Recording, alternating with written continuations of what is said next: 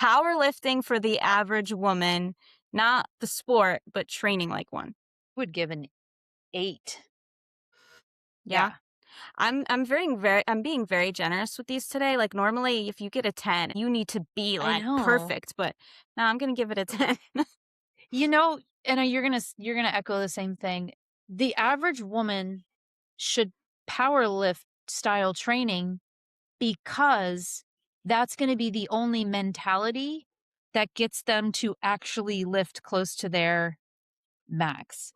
Because people think, "Oh, what do I have to go in and lift like 300 pounds?" No, because you can't do that.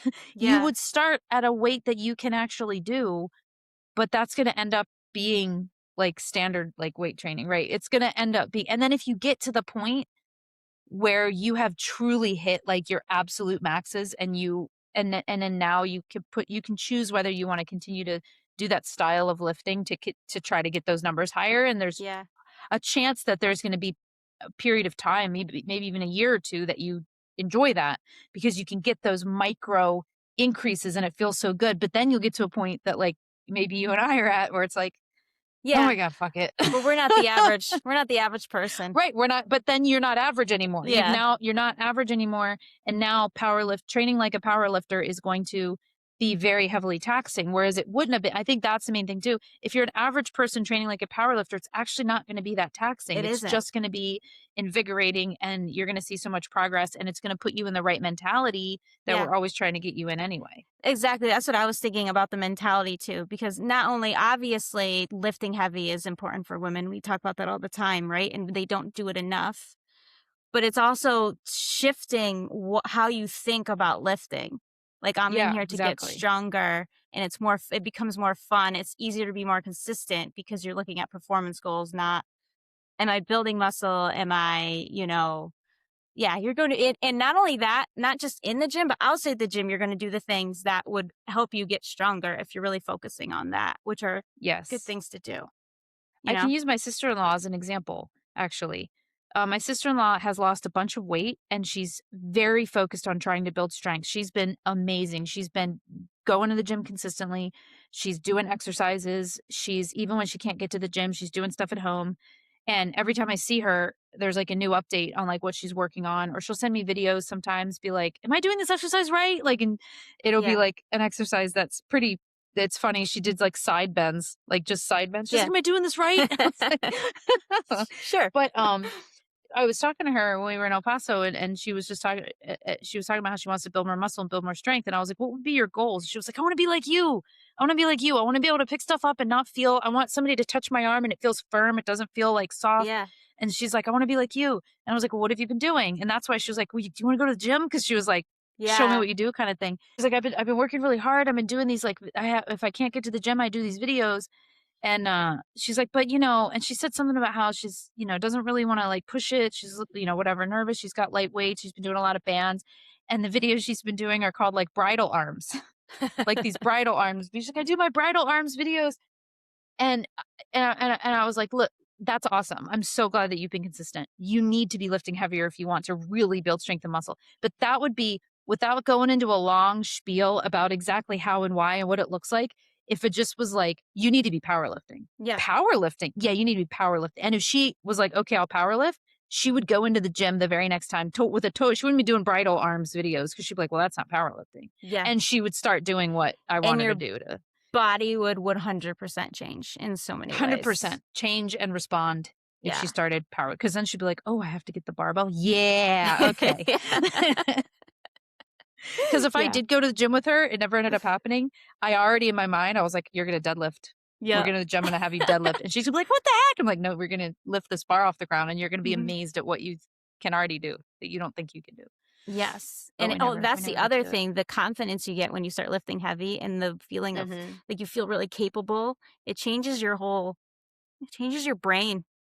It's Yep. so good. You know how Things that much I altered love my brain chemistry is a it good did. reel. Yeah. So yes, 10 for me. Um, Okay, fine, 10. okay. Focusing on recomping instead of cuts and bulks. Is so highly dependent. Uh, 8?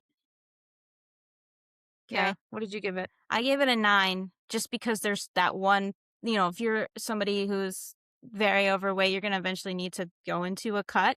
But same thing as the powerlifting. If you go into it with that mentality, it's a different mentality and it would be really good psychologically for most women, especially because they're always thinking about I need to eat less. I need to be smaller. I need to eat less. I need to be smaller. Whereas if you're eating at maintenance where or close to maintenance, like you could still be in a tiny cup, but you're eating like in that area where you still feel really good. You don't get all those negative effects of being in a cut. And then you can go to the gym and get stronger and make progress and build muscle. Who doesn't want to build muscle and lose fat at the same time while still feeling good because you're fueling your body the right way? And you get like all of the things. Why wouldn't you want to do that? Convinced. Like, what? Convinced. It's got all of the positives. And I Yeah. think that, I mean, like when we train clients, it's usually where we start them, right? It's Yeah. just a good place to be. You can And get like really you said far. about the mentality, like if you go into it with a goal of weight loss, then you become obsessed with that Hmm. number on the scale. If you go into it with a not having a goal of weight loss, like I'm not actually even trying to lose weight. A lot of times the scale moves anyway, Yes. but it's a little bit. Yeah. It's not as much as maybe you'd want to see if you were aiming Yeah. for weight loss. Yes. Like, "Oh my god, I only lost a pound this week." If you're focusing on weight loss. But if you're focusing on recomp and you're expecting to see the scale go down, you might be like, "Oh my god, I lost a pound this week." It's like totally different Yeah. perspective on the same, Yeah. you know. And I've talked about this before. My first year, like once I really started lifting and moved in this direction, that's what I did. I was like, I'm not going to focus on losing weight. I just want to get Right. stronger. And I remember I wanted to really beef up my metabolism because I like food and I want to just be able to eat and not feel like I'm going to put on weight just from eating a cookie. Yeah. So I wanted to focus on that. And I still had a lot of baby weight that just like wouldn't come off anymore. So that first year, I lost 10 pounds doing that. Like I'm trying to eat which is not a lot to lose in a year, but it felt like a ton, especially when I wasn't trying to. It just came off automatically, you know? And I built That's the muscle at the best. same Yeah. time. So, like, Exactly. I must have lost like 15 pounds of fat or more, in that Mhm. year, just enjoying myself and eating. Yeah. Yeah, that's Wonderful. amazing. That's Wonderful. amazing. Everyone should do that. Yeah. I think it gets harder as you get Oh yeah, more. it is. But now there's more research coming out that it's totally possible, even if you're an Yeah. advanced lifter, to recomp. And It it's still happens, yeah. And they used to definitely. say that you And can't do that. Yeah. like we talked about before, average woman versus not really becoming average Mhm. anymore.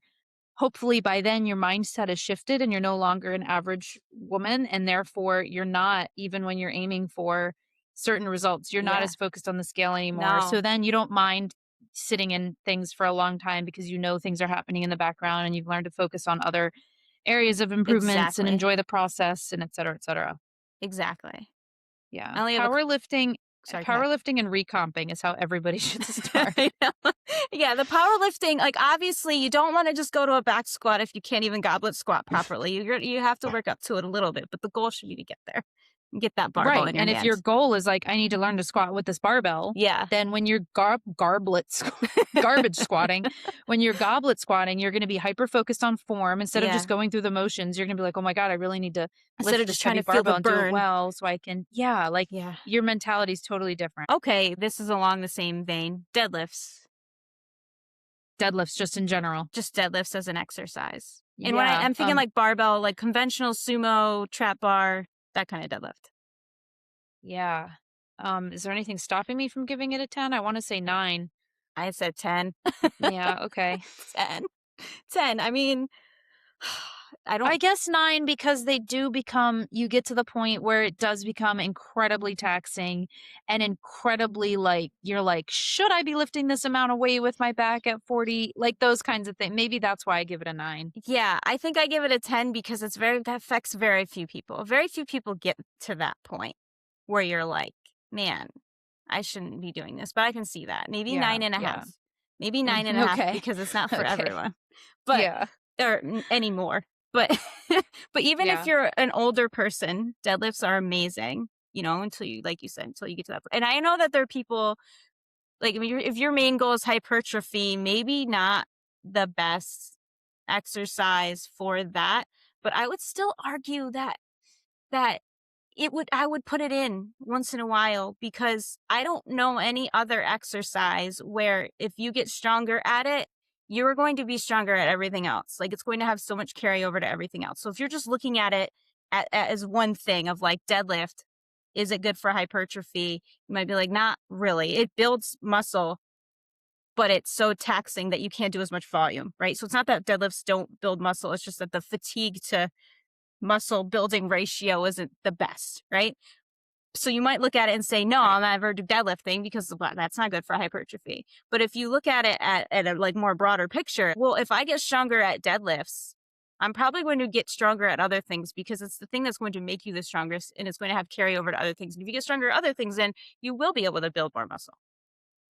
Yeah, and I mean, even a lot of the issues we talked about like the heavy weight and taxing and maybe on your back and stuff like that, a lot of that is alleviated with the trap bar. Yeah.